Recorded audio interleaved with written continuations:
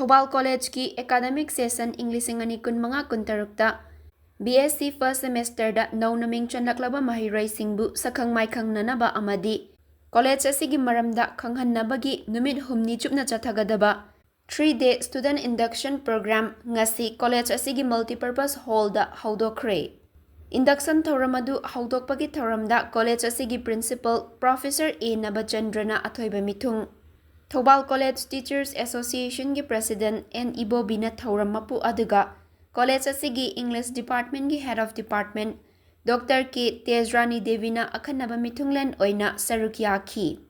College adugi New Education Policy NEP gi Coordinator S. Zanendrana Thoramadu da sarukya riba singbu taramna okladuna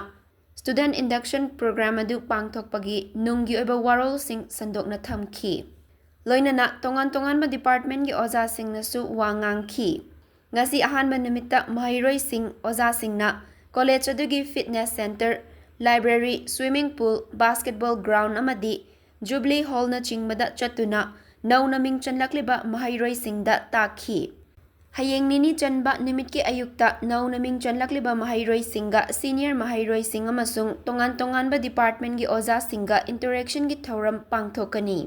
aduga nungthilgi thoramda mahairoi singna tongan ba activity sing talent show singsu utuna pangthokani aroiba humni chanbadana college asigi tongan ba department singda induction program sing pangthokani hairi agi nungsijaba satra satri singama khare challe aina khwadi pamjabadi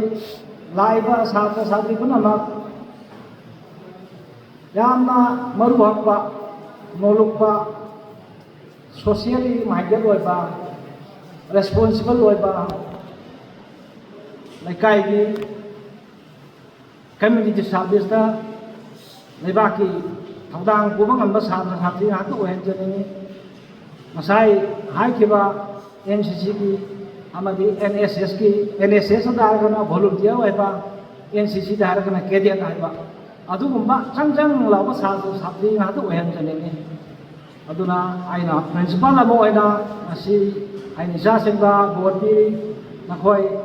adugumba tungi yumbren hatu oyu haiba asi amukan hai amuk hai genu na khang ko na ngala ga